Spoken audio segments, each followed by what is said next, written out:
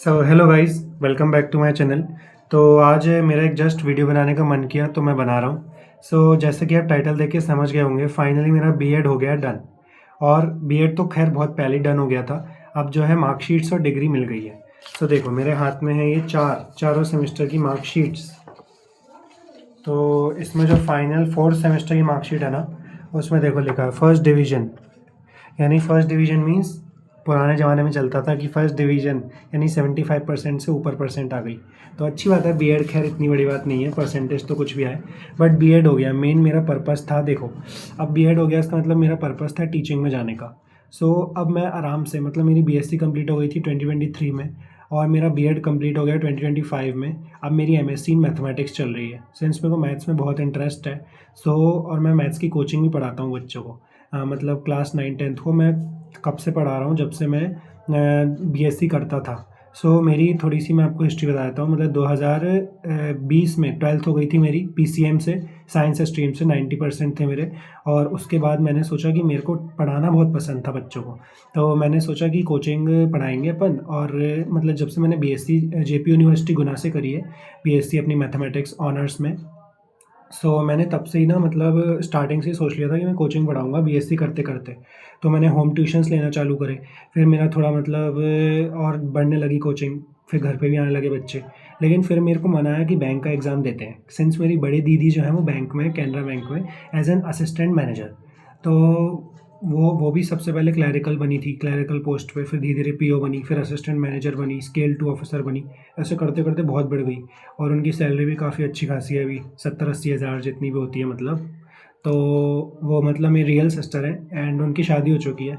और उनका मतलब उन्होंने निकाला था 2012 में, शायद बहुत पुरानी बात है। 2012 में निकाला था। एंड हाँ, तो क्या कह रहा था मैं, 2012 में निकाला था।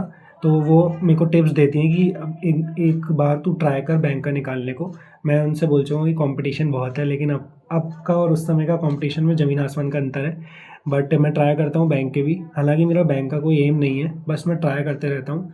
मेनली मेरे को टीचिंग में जाना है। आज मेरे लिए बिग डे है कि मेरी बीएड की मार्कशीट्स मैं कॉलेज से ले आया हूँ। एंड बीएड की मार्कशीट्स आ गई हैं, तो अच्छा फील हो रहा है कि यार अब 2 डिग्रियाँ हो गई हैं, बीएससी मैथमेटिक्स कंप्लीट, बीएड भी कंप्लीट, और अब एमएससी मैथमेटिक्स करना है। और हाँ, एक चीज़ और कि मैं सीएसआईआर नेट का एस्पिरेंट भी हूँ। मतलब जो एक एग्ज़ाम होता है सीएसआईआर नेट, यानी कि वो क्या होता है, वो जब हम एमएससी करते हैं, फॉर एग्जांपल हम कोई एमएससी परस्यू कर रहे हैं और साथ में हम सीएसआईआर नेट का एग्ज़ाम दे सकते हैं। उससे हम अच्छे कॉलेज से पीएचडी कर सकते हैं इन मैथमेटिक्स। ठीक है। और उसके लिए काफ़ी अच्छा कट ऑफ जाता है। तो 200 नंबर का एग्ज़ाम होता है, 100 नंबर का कट ऑफ जाता है। अगर आपको जेआरएफ क्लियर करना है तो और अच्छे नंबर लाने पड़ेंगे। ठीक है। उसमें बहुत अच्छी चीज़ रहती है वो भी कि पीएचडी के लिए अपन को मौका मिलता है एक अच्छे कॉलेज से, आईआईटी एनआईटी से। इन अच्छे अच्छे कॉलेजों से भी मिलता है मौका। और नॉर्मल कॉलेज से ही मिलता है। आप सीएसए नेट क्वालिफाइड अगर हो तो डेफिनेटली आप इन हो, मतलब पीएचडी के लिए आपको कहीं से भी ले लेंगे, वो बहुत अच्छे से ले लेंगे कि पीएचडी करो हमारे कॉलेज से। एंड जैसे कि आपको पता होगा, मैंने आईआईटी जैम भी क्लियर किया है with all India rank 464। But मैं एमएससी एनआईटी से या आईआईटी से करने नहीं गया।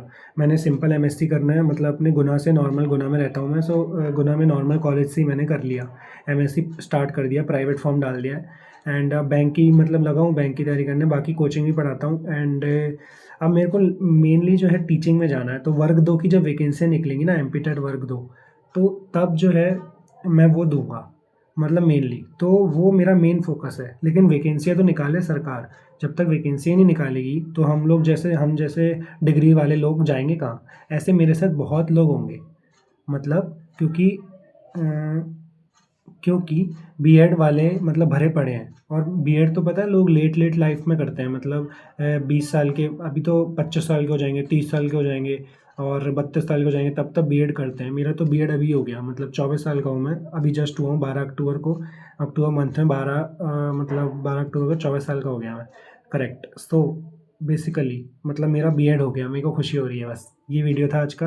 और आपने मेरे फ्यूचर प्लान्स भी देख लिए कि क्या क्या है, और देखते हैं कैसा क्या होता है। मतलब एक सिक्योर जॉब तो चाहिए। अभी कोचिंग पढ़ा रहा हूँ और ग्राफिक डिज़ाइनिंग भी करता हूँ, वो अलग बात है। लेकिन एक सिक्योर जॉब, गवर्नमेंट जॉब तो डेफिनेटली मैं लेके ही रहूँगा। और टीचिंग में भी इंटरेस्ट है मेरे को, बैंकिंग में भी। अब देखो बैंकिंग में क्या होता है, एंड टीचिंग में तो ज़रूर जाना है। बाकी टीचिंग के एग्ज़ाम्स बड़े ईजी रहते हैं मेरे हिसाब से, एमपीटेड वर्ग 2 के, तो वो भी देखते हैं अपन।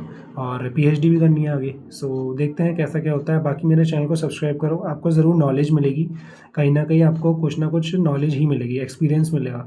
ठीक है, तो thanks for watching this video and subscribe कर दो मेरे चैनल को। और कोई भी क्वेश्चन हो आप लोग कमेंट्स में डाल सकते हैं। Thank you, bye bye.